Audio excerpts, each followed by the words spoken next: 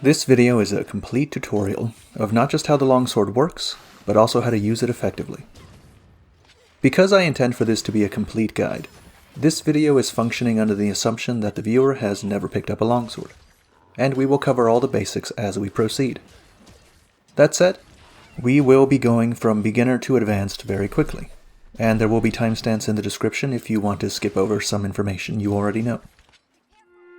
Let's go ahead and get started. In the upper left corner of the screen, there is a sword. The color of the sword's outline indicates your spirit level. No color is spirit level 0, white is spirit level 1, yellow is spirit level 2, and red is spirit level 3. Your longsword does more damage the higher the spirit level. When you increase your spirit level, it slowly drains away. If you don't increase it again before the outline reaches the left, it will revert to the previous spirit level. Increasing your spirit level also resets the timer to max. If you're in spirit level 3 and perform an action that would have increased your spirit level, it simply resets the counter. We'll discuss all the ways of increasing your spirit level shortly, but for now let's focus on the most basic one. The inside of the sword serves as your spirit gauge. You build spirit gauge by attacking the monster.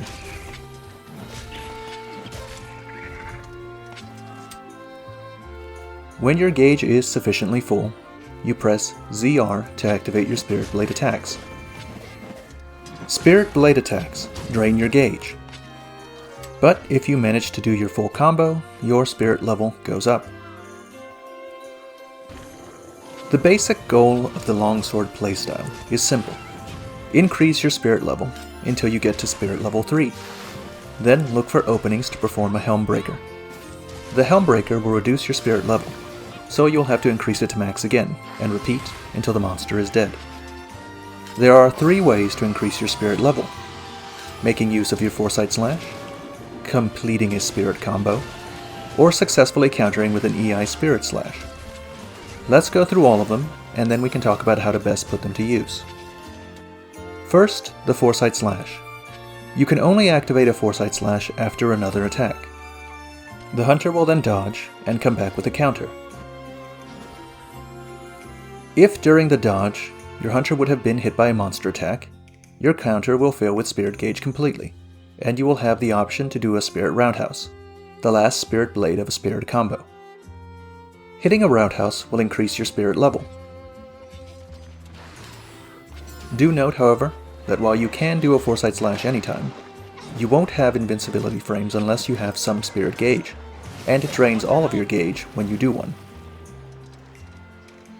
The Foresight Slash is a very useful skill.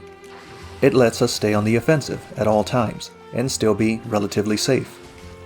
Its activation time is instant, and the iframes are very generous.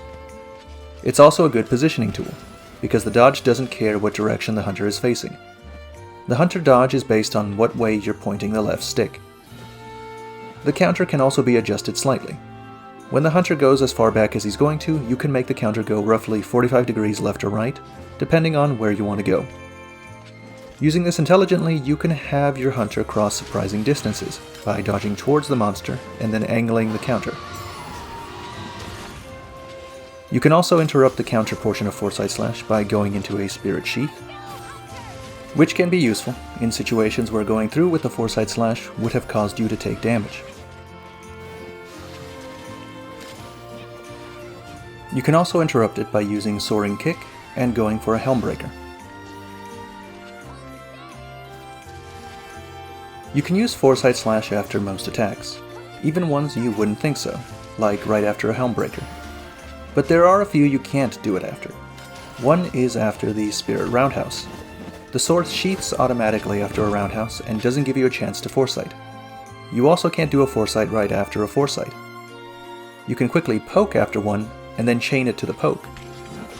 But if you miss the first one and don't have any gauge, the second Foresight won't be much good for anything other than positioning.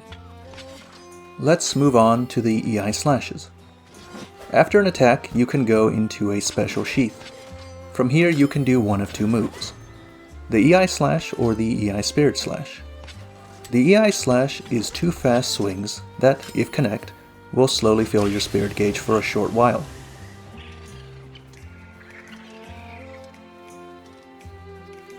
The Iai Slash also can replace the first attack of your Spirit combo, so you can press ZR to move from it to a Spirit Blade 2, and then 3, and then a Roundhouse.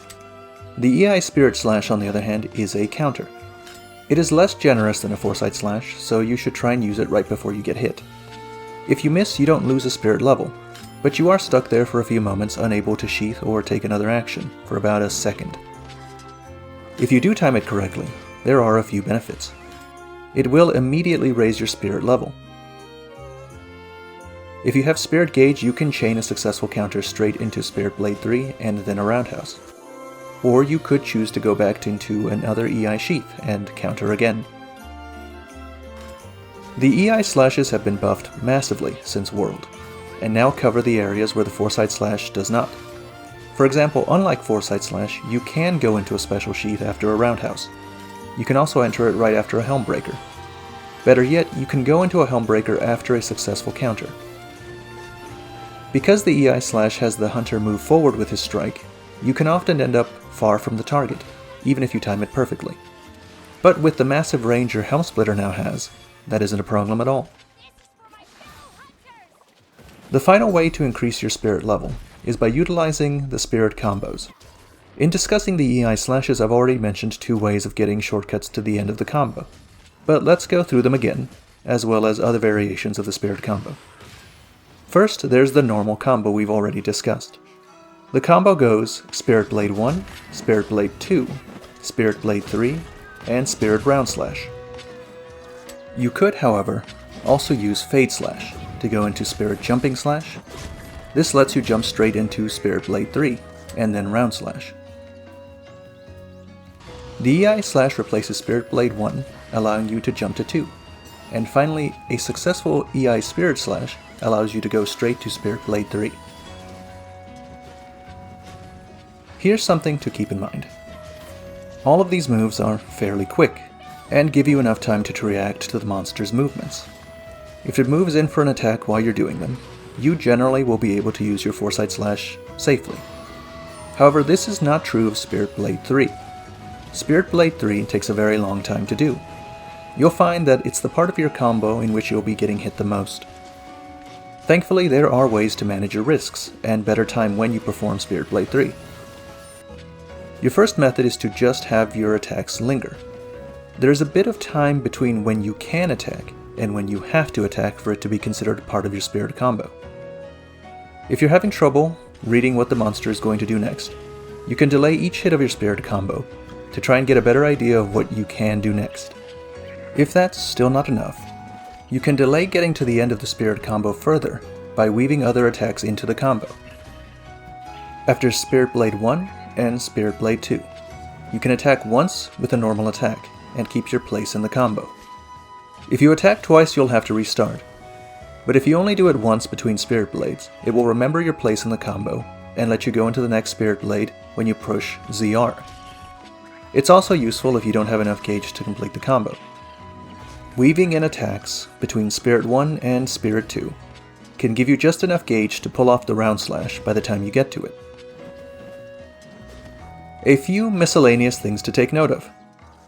If you use Soaring Kick and then don't press ZR to use Helmbreaker, your hunter will instead use Plunging Thrust. Now this attack is actually not useless. It does a fair amount of damage, doesn't use a spirit level, and if it connects will increase your spirit gauge for a time. It's also an interesting positioning tool. If the monster moves away from you and you want to keep up the pressure but aren't ready to go for a Helmbreaker, you can use Plunging Thrust for that purpose. Soaring Kick is also useful as a means to avoid damage altogether. If you are about to be hit and aren't in a position to use one of your counters, Soaring Kick can get you far away in the direction of your choosing. It can even avoid attacks that are low enough to the ground. In this guide, you may have noticed I didn't talk about the other Silkbind skill, Serene Pose. I will continue not to talk about it here for the simple reason that it sucks, and you should never ever use it. And more importantly, in the full game, Silkbind attacks will probably be something you can equip. It may be that some Silkbinds are permanent, as I can't imagine ever taking Soaring Kick off anyway. But if you look at this trailer, you can see that the longsword is using a silkbind skill unavailable in the demo. It seems likely that each weapon will have multiple silkbind attacks, and the player can decide which one to have slotted for the hunt. And I believe that's everything. Please let me know if you believe I've missed something important, and I'll try to leave a correction in the video description. As always, thank you for listening, and happy hunting.